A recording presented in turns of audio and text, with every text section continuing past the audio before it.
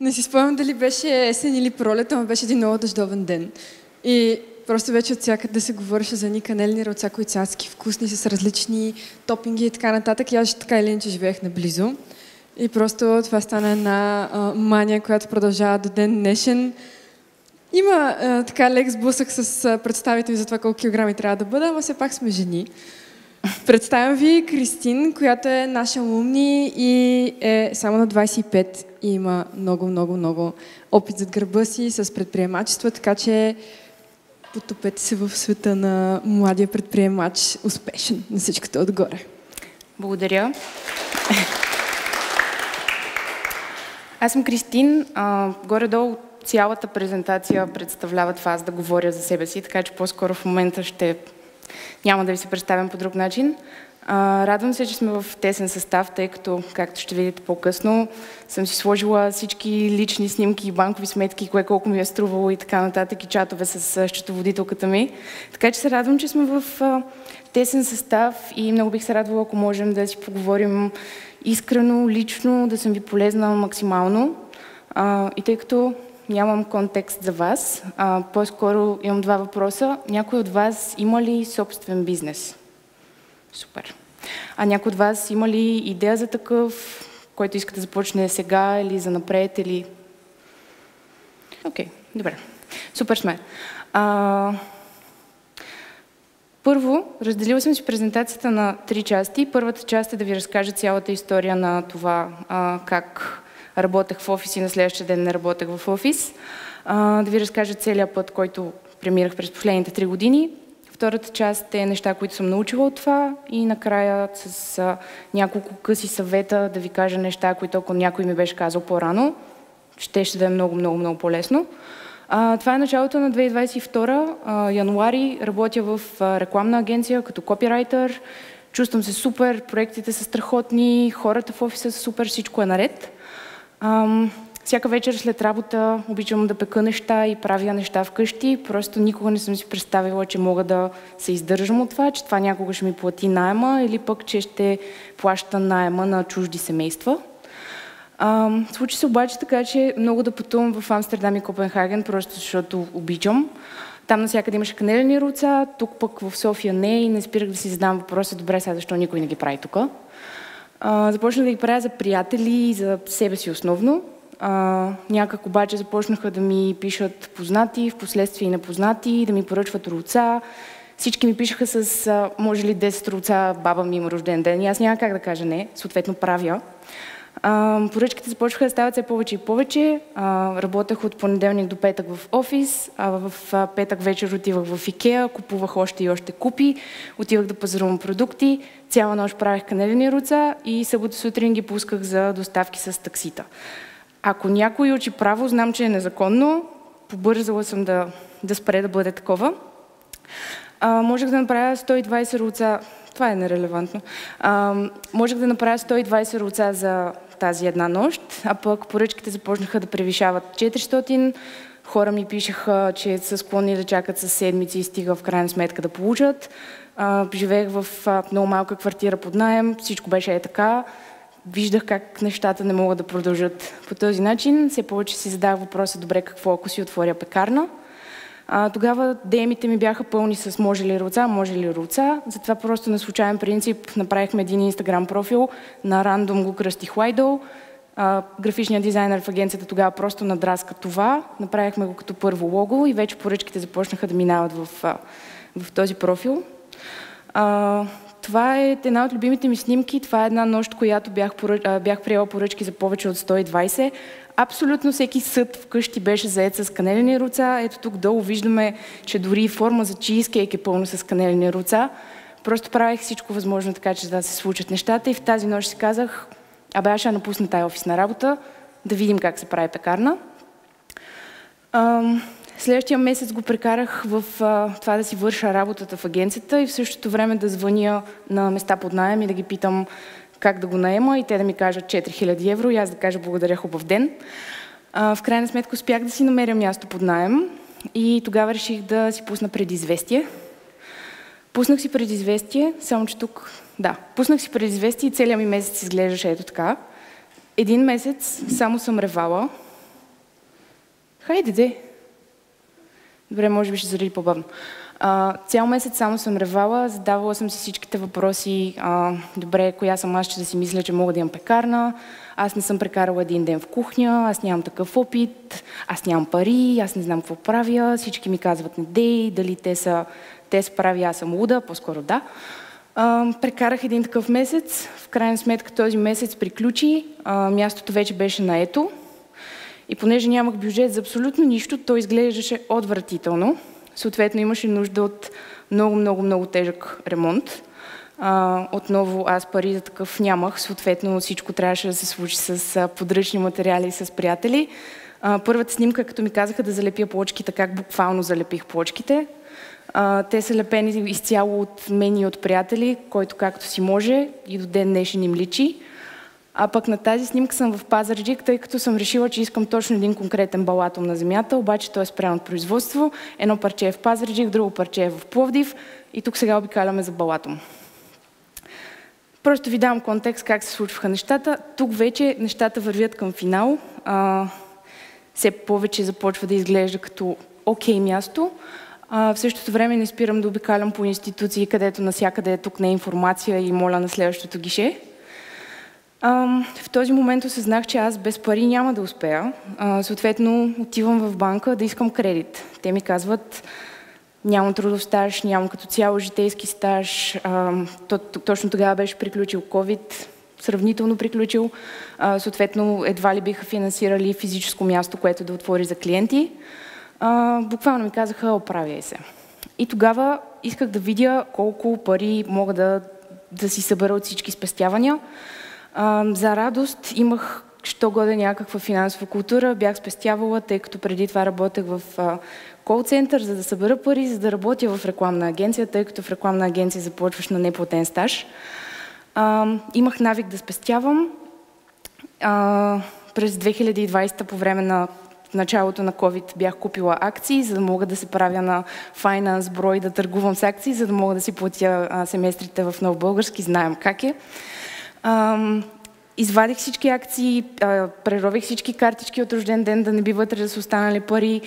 Всичко това, имах всичко на всичко, 13 000. От сегашната си гледна точка, 13 000 са крайно недостатъчни за каквото и да е. По-скоро граничи с лудост, е такова. А пък да си купя професионален конвектомат струваше 55 000. Съответно, аз имах 13 000 за целия бизнес. Да живея OLX, купих си професионален втора потреба конвектомат за 3000 с опътвания само единствено на немски. Що годе знам немски, що годе се оправихме с нещата. Оставаше една седмица преди отварянето. Една седмица, защото си сметнах, че тогава ще ми свършат парите и аз трябва да се върна в офис, така че или тази пекарна отваря, или аз се връщам обратно в 9 to 5. И докато правих руцата вкъщи, няма да е лошо да дишам. Докато правих руцата вкъщи, ги правех на най-обикновена малка фурна и си представях, че когато ги правя в пекарната в този нов конвектомат, разликата е, че пекат по различен начин, второто пече на въздух, че когато ги направя в конвектомата, всичко ще бъде същото. Това изобщо не беше вярно. Тотално не се получаваха. И тогава ми беше първата криза, защото си казах, окей, аз ще отворя място за канелени руца, само за канелени руца, без да мога да правя канелени руца. Тогава прекарах една седмица в пекарната в тестове, буквално денонощно не съм излезла от пекарната, само съм правила руца, за да променя рецептата, така че да се получи. В деня, в който се получи, отворих. Веднага, щом отворих, дойдоха хипстърите, след това дойдоха всички други. Опитвам се, да. След това дойдоха и всички други хора. Пред пекарната постоянно имаше опашки. Хайде де. Добре, примерно. Пред пекарната постоянно имаше опашки. До тогава бях сама, тъй като не вярвах достатъчно в идеята си и си казвах, че сама мога да се справя и нямам нужда от екип. Хората чакаха с часове за руца, много често чакаха с часове и накрая не ги получаваха, просто защото самия продукт отнема много време. Продуктите, които използвам, са такива, които имат ограничен капацитет. Съответно, всичко водеше до това хора да чакат всеки ден с часове и руца в крайна сметка да няма, но въпреки това да продължават да се връщат. Впоследствие това, както Ивана каза по-рано, започна да се превръща в лека мания, последователи в Инстаграм, безобразно много сторита, хора се връщаха пак и пак, купуваха си мърч, всеки телефон беше с наши лепенки. Все повече затрупах някаква печалба, която инвестирах цялата обратно, така че да си купя брандирани кутии. През деня правех рулца за клиенти, а пък през нощта правех рулца за корпоративни поръчки. Точно тази ми е много любима, тъй като тогава за първи път Arctic Monkeys бяха в България. Аз имах билет, но влезе тази поръчка, съответно аз не отидох на концерта и прекарах цяла нощ в правене на рулца и рев. От една страна рев, защото не съм на концерта, от друга страна рев от благодарност, защото имам щастието и късмета да правя нещо много по-смислено и супер, сякаш. Тук все повече се генерираше печалба. В началото започнах без половината и повече оборудване, което ми беше нужно и правих всичко на ръка. Тук вече съм събрала пари и съм си купила мечтания миксер, купила съм си тестомесачка, оборудвам нещата. И това е fast forward 6 месеца, когато вече печалбата беше се понатрупала и аз успях да си наема 5 пъти по-голямо пространство, което да оборудвам като кухня майка, като място за производство, където да правим рулцата и да можем да имаме безграничен капацитет и също така да имам възможност да имам екип от хора, тъй като първото пространство не го позволяваше. Междувременно си казах, окей, щом исках да има канелени рулца и успях да си избъдна тази мечта. Коя ми е следващата мечта? Бейгали. Така заедно с Габи започнахме обред, отново тежки ремонти и тежки предизвикателства. Започнахме с какво започнахме? Започнахме с поп-ъпи, които да правим докато стане готова физическата локация, тъй като там имаше много трудности, но по време на тези поп-ъпи, точно преди да отвори физическата локация, си дадох сметка, че това не е точно моето нещо и че това не са точно моите хора, пък аз ако не горя на 1000% в нещо, по-скоро няма смисъл изобщо да го правя. Но и честно казано, главата ми вече беше в нещо друго, а именно Сабале. Това е локацията на Георги Бенковски. Бях я видяла, че се дава под наем, бях разбрала, че никой не може да наема от 2 години и си казах, айде сега да видим как никой не може да наеме. Тази снимка я направих, когато стоях отпред. За пореден път ми бяха казали, въобще не се опитвай да го наемаш. Аз просто много силно чувствах, че историята ми с това място не е приключила. Fast forward няколко месеца успях да го наема и влязохме за най-тежкия ремонт на света. Междувременно изтеглих и кредита на живота си, само да си реализирам следващата мечта, а именно да бъде място за закуска. Много ми се искаше в София да има място, което отваря достатъчно рано и сервира изключително качествена храна. Не исках да има точки, презентации, излишни претенции. Исках да е просто възможно най-качествените продукти по най-семпъл начин, с най-добрата техника. Това е. Тези снимки съм ги наслагала, за да ви покажа колко отвратителен ремонт беше. Нямаше стени, нямаше покрив, нямаше пот, нямаше ток, нямаше вода. Буквално всичко това трябваше да го направим сами from scratch. Ако сте имали опит с майстори, предполагам, че знаете за какво става въпрос. В някакъв момент парите свършиха, така че латексирах аз. Тук вече сме на финал и започва да идва оборудване. Аз си прекарвам дните през цялото време, ето така на телефона с майстори, с бриколаж, да ги питам, как ще станат тук нещата. Това е вечерта преди отварянето. Точно преди да отворим, сложиха огромно скеле пред цялата сграда, тъй като е паметник на културата. И знаейки, че е паметник на културата, това ще отнеме адски много време. Това също е една от кризите ми, когато си казвах, добре, кой би дошъл под скелето, това място ще фалира още преди да отворило. Да, обаче аз имам мегати кредита. Това оправдава пушенето на 2 цигари едновременно. В крайна сметка нещата се получиха, отворихме с скеле, но беше супер. Последва го същата съдба, опашки, несмогване и така нататък. А това е първият ден на отварянето. Направихме soft launch, просто за да видим как ще се случат нещата. Това ми е анамнезата от Пирогов, защото преди това имах комоцио. Така че отворихме с комоцио, а шофьора реши, че просто ще крашне цялата баничарка в деня на отварянето. Тук нещо ще зареди. Добре, и разбира се, ни спукаха от работа. Бяхме пълни и честно казано, до ден днешен сме, за което съм изключително щастлива. Концепцията ни е закуска, това ще звучи като минута за реклама. Концепцията ни е закуска, печива, отворихме за обяд, впоследствие отворихме и за вечеря. Правим ето такива огромни торти за 300 човека, или пък правим кетеринг, или пък правим частни събития, или пък правим просто хубави неща тук явно. Това е от миналата седмица. Първата снимка бяхме домакин на Мелба ивенти, беше с архитектурна насоченост. Втората снимка бяхме домакин на един подкаст, който направи световно по козунаци, което беше тейстинг на всички козунаци в София, без да знаем откъде са.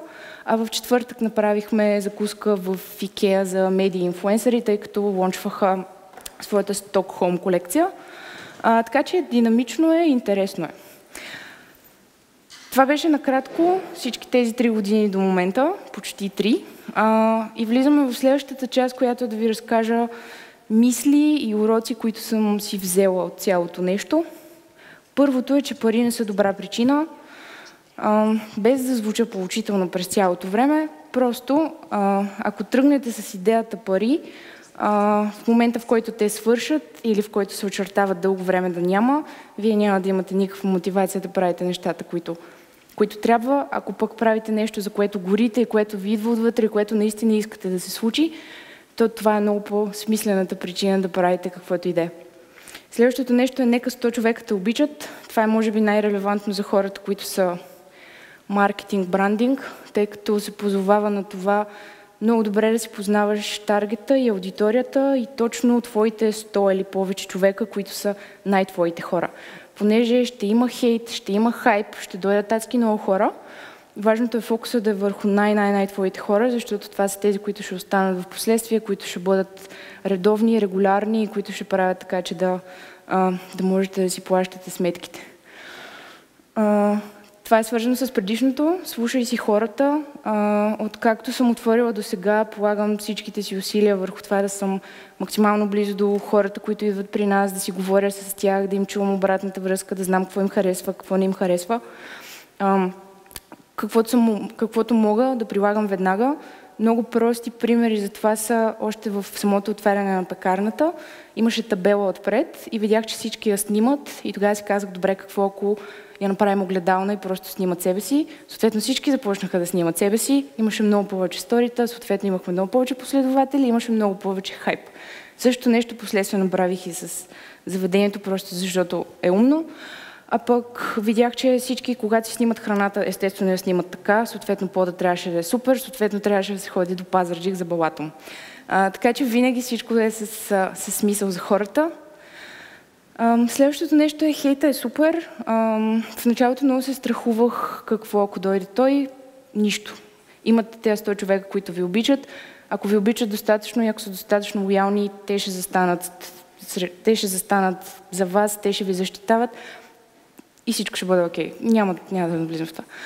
Внимавай с хайпа, това е най-вече за себе си. По време на целия ремонт на ресторанта, аз през цялото време говорех, ще отваряме. И имаше адски много хайп, който се беше събрал около мястото. Съответно, веднага, щом отворихме, дойдоха всички. Това място, което имаме, не е за всички. Съответно, на много хора не им хареса. Имаше вълна от хейт и от лоши коментари.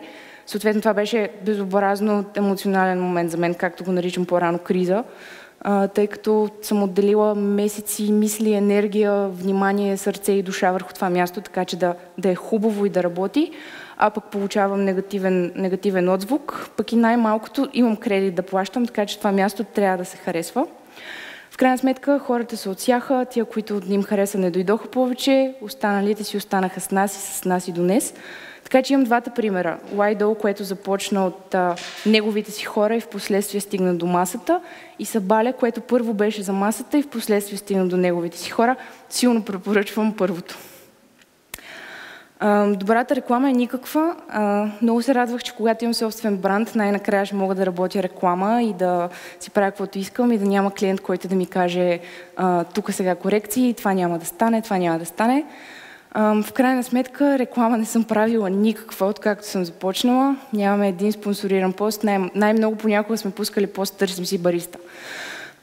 Всичко останало е изцяло от останалостта и от това хора да ни харесват, да идват пак и да водят други. И смятам, че конкретно за тази индустрия, в която се намирам, е най-правилното. Прави стъпки постоянно. Това идва до голяма степен от човека, който съм.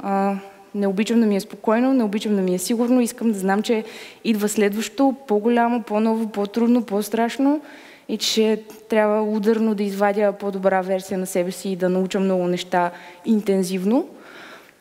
Тук съм си показала реално по-големите стъпки. Първата беше от това да напусна офисна работа и да направя пекарна, което отне 13 000 в спестявания.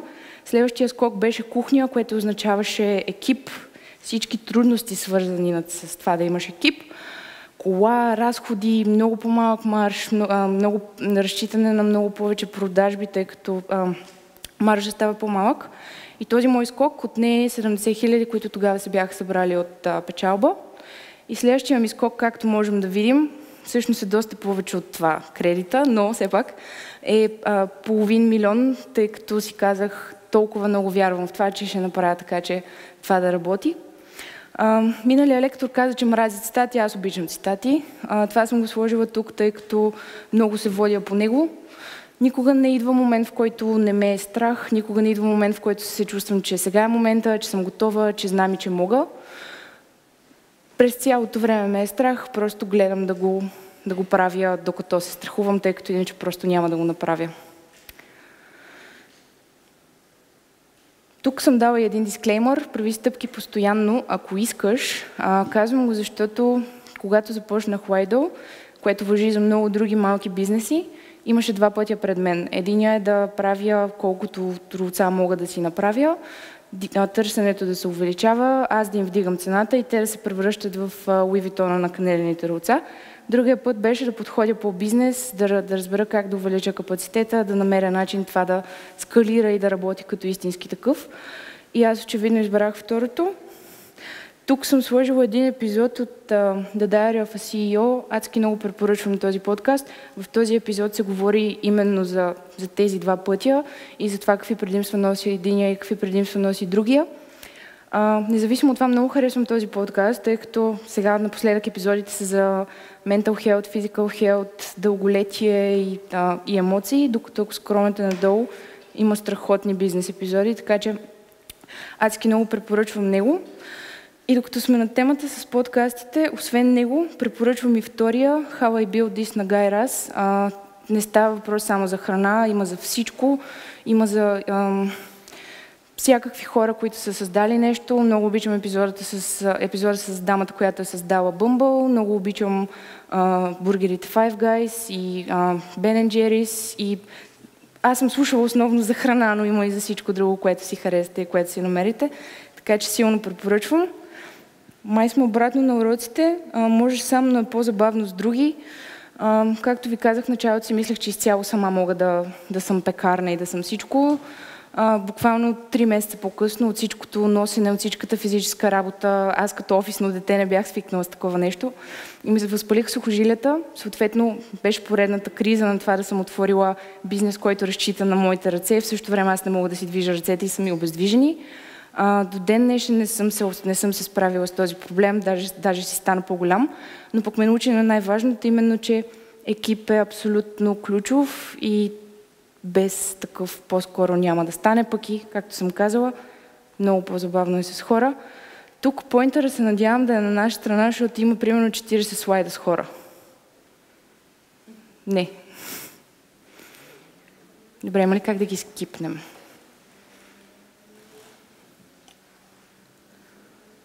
Някой има ли някакъв въпрос междувременно, докато скипваме слайдове? Здрасти, дали може на ти? Да. Благодаря. Интересно ми е тази финансова култура, откъде имаш от си на много млада жена си. Просто в днешно време смятам, че много хора нямаме тази финансова култура, особено тук не се обръща достатъчно внимание на нея. И ми е интересно как се справя с всичките тези неща от финансова гледна точка. Супер въпрос. Семейството ми няма нищо общо с това. Те са обратното. Никога не съм виждала пример на спестяване вкъщи. Затова ми беше интересно да чета повече по темата и тогава реших много да вляза в темата лични финанси. Още като 13-14 годишна имах някаква много, много странна, много кринж фаза на това да чета self-help, personal development книги и основно лични финанси. И тогава просто много силно ми се наби идеята за това, че е много, много, много важно да спестяваш. Пък и някъде на 16-17 вече се бях ориентирала, че искам да се занимавам с реклама. Знаех колко ниско платена индустрия е това, особено когато си в началото започваш на неплатен стаж, след това си на много ниско платен стаж, а този наем трябва нещо да го плаща. Съответно прекарах година-две в корпоративния свят само за да имам голяма заплата, просто защото знам езици, за да събера цялата, за да мога да работя рекламна агенция. И това просто беше най-силният ми пример, че за да си избъдвам мечтите, трябва да съм спестила преди това, за да има с какво да ги избъдвам. Така че оттам дойде тази финансова култура. Естествено си я прехвърлих и върху първия бизнес, когато отвори. Как се взима кредит за $500,000? Беше специфично. Не ми се навлиза в детайли за това. Просто самия първия бизнес още нямаше 2 години, както по принцип банките искат, но пък имаше много успешна първа година. Съответно бяха склонни на компромис. И понеже е много, много голям риск, много млад човек да вземе много голям кредит за нещо, което е заведение, не откриваме топлата вода. И понеже цялото нещо беше под въпрос, направиха така, че първите вноски да са възможно най-високи и по време на целия срок да падат надолу и за много кратък период от време, само за 5 години, така че буквално много пари на месец отиват за кредит. Как беше работата в рекламната агенция и после, какви са били плюсовете и минусите там и после като започна собствения си бизнес? Дали беше драстична промяната, какво ти харесва, какво ти липсва? Супер, мерси. Реклама беше супер. Аз бях прекарала известно време в това да ресърч на всичките рекламни агенции, да знам точно кои са креатив директорите. Аз бях копирайтер и исках да знам точно кой би ме учил да пиша и да работя това. Тогава рекламната агенция, в която работех, Human, беше сравнително нова и бяхме много малък екип.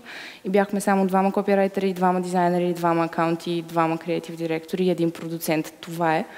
Съответно, имах безобразния късмет всички големи клиенти, всички големи проекти да идват при мен, защото отново бях в любимия си тип ситуации, да ми е много трудно, но да трябва да се науча бързо на нещо, което беше супер. Отделно за екипа не е нужно да казвам колко страхотен беше, тъй като имам чувството, че повечето рекламни агенции това е основния позитив. Със сигурност не ми харесваше начина, по който нямах пари, но не ми беше основната драма, тъй като, не знам, виждах си нещата, които съм писала и които съм работила по билбордове и нашите ми звъняха и бяха такива, тази реклама ти си я писала сега по телевизията.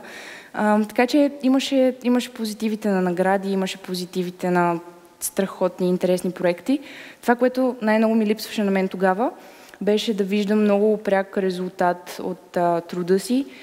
Както знаем, рекламата е business of rejection и 90% от труда ти няма да види бял свят, а онези 10% по-скоро не виждах реални резултати. Много рядко получавахме фидбек от клиент, просто защото получавахме всичките награди на фестивали и неща на света, но някак не виждах много пряката връзка между работата ми в агенцията и резултатите, които носим за клиента, а пък аз имам много нужда да се чувствам смислена.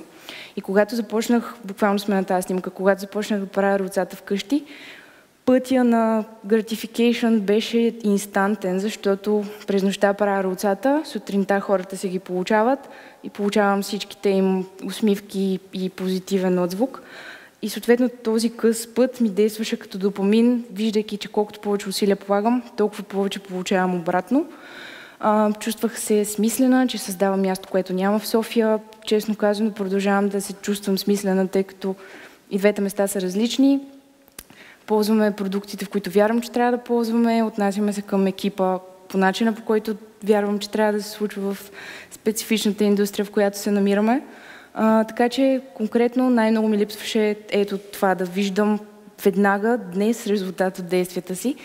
И това е основната причина да напусна. Иначе, честно казано, тотално бих го работил за винаги. Реклама беше супер. Най-къси отговор на света. Когато казваш, че в рекламата няма пари и е почти неблагодарна работа, не съм казвала как казваш, нали, сега да мотивираш хората да отидат да работят там? Какво си научила и според теб, какво ти е дало работата в Рекламна академия, че сега си толкова, нали, успешна? Аз по-скоро казвам, че няма пари точно когато стартираш, тъй като отиваш на стаж. Естествено, че няма да ти дадат големите пари. И не съм казала, че е неблагодарна, защото начинът, по който ти действа на егото, е великолепен. Нещата, които научаваш, са супер. Изключително е динамично. Работиш по... Това е основният позитив, да не работиш при клиента. Получаваш адски много голям рейндж от най-различни проекти и това те учи на толкова много неща. Аз лично не съм човек, който обича да знае нещо, едно единствено нещо в дълбочина, тип да свиря на цигулка, но да свиря великолепно.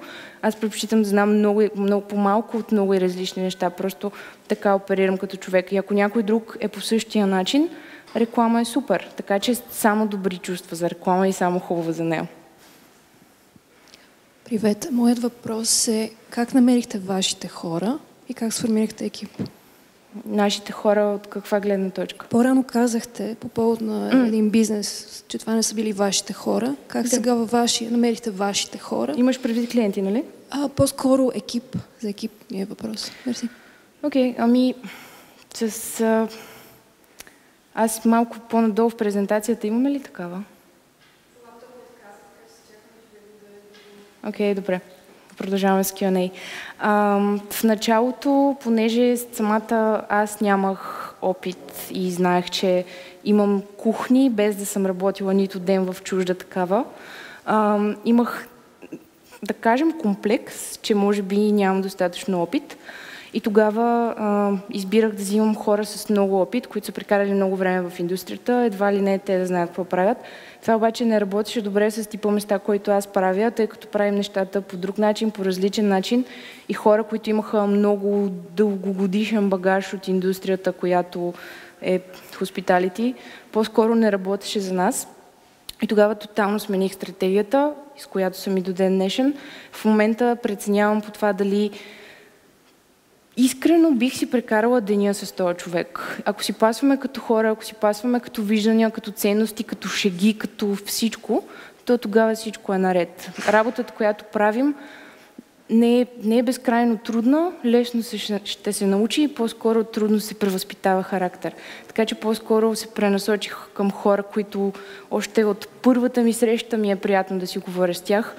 Имайки предвид текучеството в индустрията, се налагаше много хора да изпосменим, докато си намерим нашите. Но си се намерихме и, честно казано, в момента сме 20-тина. Били сме много повече, били сме много по-малко.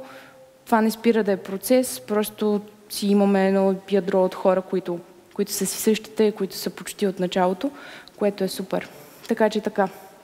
Реално влязох в тези занимания да се занимавам с храна. Най-малко в момента се занимавам с храна. Основно съм HR и администрация. Привет. Тъй като и аз съм предприемач и тук имам един въпрос, свързан с подкрепата от родителите. Защото знам какво е, правиш нещо 5, 6, 7 години и те ще ти казва, Цецо, кога ще си намери работа. И затова ми е много важно, по-скоро да кажеш, когато каза, че имаш приятели, които сте подкрепили, ама когато каза на родителите, какво стана? Казаха ли ти, супер, дай да го правим или? Нашите са супер. Аз имам късмета да имам страхотни родители.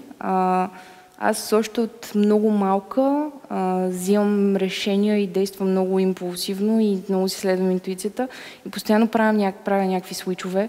И те от малка са ми свикнали буквално от 3 годишна са свикнали да им казвам: отутре тръгвам на тенис, отутре тръгвам на баскетбол, отутре спирам да ходя на училище, за да създам неправителствена организация, да се занимавам с доброволчество.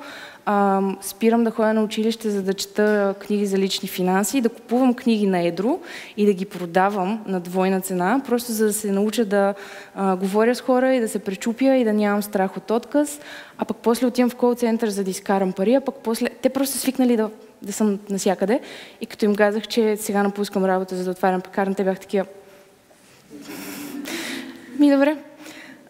Имахме известни търкания с баща ми, тъй като той в началото беше такъв, добре ли си?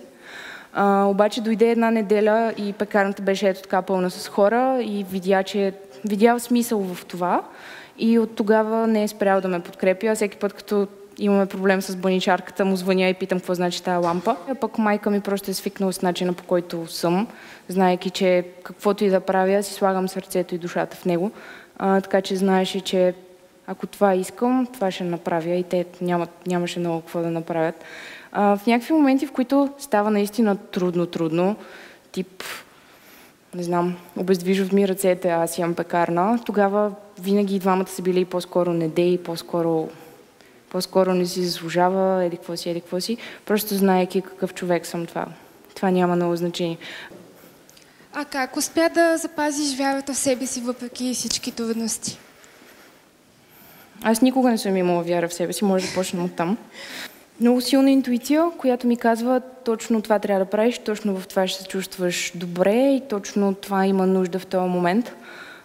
Във всичко като цяло в живота много силно разчитам на някакви моментуми, които усещам. И когато усетих, че нещо с канелените ръца ще се случва, знаех, че ако остана в рекламната агенция, винаги ще съжалявам и ще си казвам, добре, какво имаше там, какво можеше да стане, докъде можеше да стигне. Така че винаги, когато има такъв моментум, го хващам и просто си слушам интуицията, независимо, че винаги си казвам, ти какво си мислиш, че можеш и че ще правиш. Така че никога не съм вярвала в себе си, по-скоро вярвам в идеите си и в това, за какво горя наистина отвътре. Презентация. Имам още няколко много къси неща, които щеше да е супер да са наголямо, но няма значение. Тук съм казала enjoy the newborn phase. Ако от някой тепърва ще си започва бизнес, тази фаза на започване е най-хубава, понеже само веднъж ще правите лого, не се ядосвайте, че не се получава, не се ядосвайте, че ремонта върви зле, само веднъж ще правите ремонт, само веднъж ще отваряте за първи ден. И реално деня, в който отваряте е един единствен, но тук нататък всички дни ще бъдат вече имам бизнес. Така че тази фаза е най-сладка и честно казано много ми липсва. Следващото нещо, което съм разбрала е, че бърнаут е окей. Това го казвам тук, тъй като свързано и с въпроса, през цялото време се намираха хора, които да ми кажат не дай да работиш толкова, много си млада, сега ти е времето да живееш, сега ти е времето да излизаш, да се напиваш, сега ти е времето да правиш това и това, за какво толкова много работиш. Това, че нечие разбиране за живот е да се реди на опашка пред карусел, не означава, че това трябва да е моето разбиране за живот. Съответно, не слушайте никого, слушайте само себе си и отново интуицията си, тъй като вие знаете по-добре какво ви се прави. Не се намери някой, който да ми каже, не дей да работиш по 20 часа, това не е здравословно. По-скоро нямаше да е здравословно да не правя това, което си искам, защото през цялото време щях да съжалявам и да си казвам, добре, какво ако. И не се намери някой, който да ми каже, бърнаут е много опасен. Бърнаутнах няколко пъти дори в абсолютната си мечта и нещото, което толкова много исках да правя. И минах през това. Кошмарно е факт. Но след като минеш през бърнаут и се върнеш обратно в нещата, буквално се чувстваш непобедим, знаейки, че си победил нещото, за което толкова много са те плашили. Това е слушай с интуицията, ама това си го изговорихме. И това ще го скипнем. Няма готин начин, тук съм ви сложила меме, че няма готин начин да си следваш мечтите, винаги е грозно, трудно и срамно. Факт, в нито един момент не съм се чувствала готина от това, че съм мила тоалетни и нося кашони постоянно и съм мръсна постоянно и всичките неща. Не е срамно да си следваш мечтите, буквално най-хубавото нещо, което можеш да направиш и буквално можеш да миеш тоалетна по-щастлив от всякога в живота си. Така че всичко свързано с нов бизнес по-скоро не е готино. Тук съм дала просто про-типс, намери си добър счетоводител и съм наслагала скриншоти от комуникацията ми с нея, които, окей, се тая. Дали? Найс. Това ми е съобщението от счетоводителката, когато беше минал първия месец на ресторанта и видя какъв данък и какви осигуровки ще плащаме сега, когато вече има и ресторант. Може ли следващия? Тук купихме цигари и желирани бомбони с фирмената карта на дружеството. Не спирам да й задавам всякакви въпроси. Кацнах и съм в Пирогов, защото си изчупих глезена. Това е човека, който ме е търпял през цялото време от деня, в който аз не знам какво означава ДДС и трябва 19 пъти да ми обясни само и само за да знам къде отиват 20% и защо ги получавам, ама не ги получавам. Така че наистина да имате хубав счетоводител е важно. Следващ.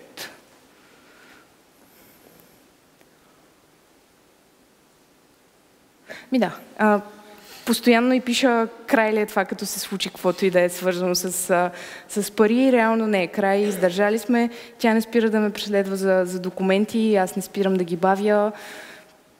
Всичко е лошо. А последния ми слайд е за това, че е много важно да си... Не, предпоследния ми слайд е за това, че е много важно да си намерите добър терапевт.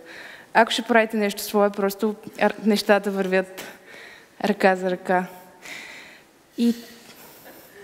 И това е всичко, което максимално искрено исках да споделя с вас, тъй като много мразя да отида на лекция и да се sugarcoat-не за това как всичко е супер и как имаш пари, свобода и собствен бизнес.